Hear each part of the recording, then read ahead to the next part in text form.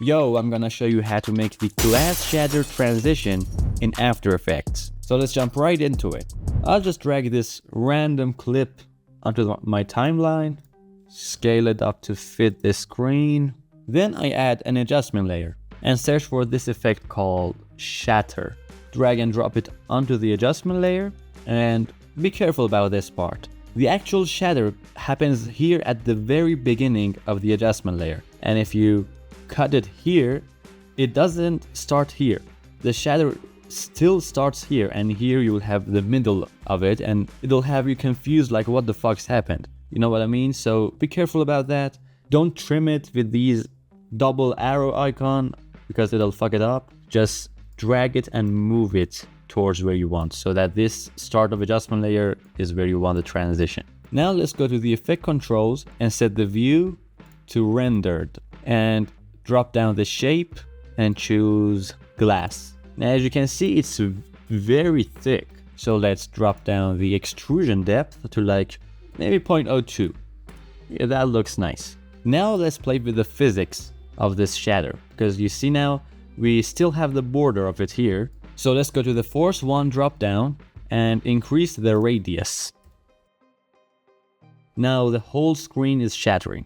There are also other things we can play with, like strength. If we increase it, it's like a more extreme explosion happening. So you can play with it to have what you want. I'll just set it to the default. We also have the physics drop down here. There's a whole list of things you can play around with. The one we're gonna touch here is gravity. We can increase it to like 8 with the gravity, so it all falls down, you know, quicker. Now I'm not really gonna touch the other settings. There's a whole bunch of settings here. You can play around with it and see what you can make of them. I'm not gonna touch them anymore. Now we're gonna add another adjustment layer and bring this one to here too. And here we're gonna add the actual glass effect. First, let's add a glow to this. By the way, we're gonna use a lot of effects from the Red Giants plugin, which is technically a paid plugin that you need to buy. But if you're a smart dude, so I'm gonna use the optical glow effect, decrease the glow amount and radius, increase the fall off, and set the highlights only to like 50%. See, we have that glow now. Next, we bring RGB separation, which is again a paid plugin. So let's increase the radius to like 3 and the angle to 45 degrees. See, now we have that rainbow effect. Let's actually 3 is too much. Let's set it to 1. Yeah, that's now better. Now we can add another effect called glimmer, which is again a paid plugin that you can get for free. Just look around a bit. We go to choose preset, and we're gonna choose chromatic H. Set the threshold to 99, strength to like 20, and set the glimmer opacity to like, I don't know, 50%.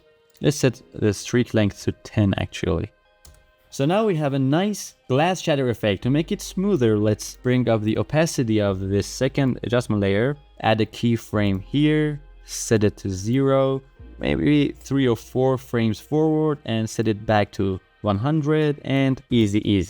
Now it doesn't have that sudden, you know, brightness exposure change, you know. It looks smoother now. Okay, now to make the actual transition, we're gonna select everything, pre-comp it, and add whatever we want to be underneath it. I'll just use a red solid because I don't really have another random clip to use. Okay, see, now this problem is because I forgot to set the optical glows alpha channel to extend. You need to do this so that you don't get the black shit. Okay, now it works. To get some motion blur on these glasses, we're gonna use the effect called CC Force Motion Blur. Bring it here and set this to 16. We're gonna get some nice motion blur now. And the force motion blur effect will probably add some unwanted motion blur to the actual scene here. So let's go to the shatter point, add a keyframe to this, and 3 frames back and set this to 1. Now easy ease this. This way we can make sure that we don't get any extra unwanted motion blur to the actual footage, but we do get some motion blur for the glass shatter things. Awesome, it's literally that easy. And yeah, that's it. Make sure to subscribe for more tutorials like this, and see you in the next one.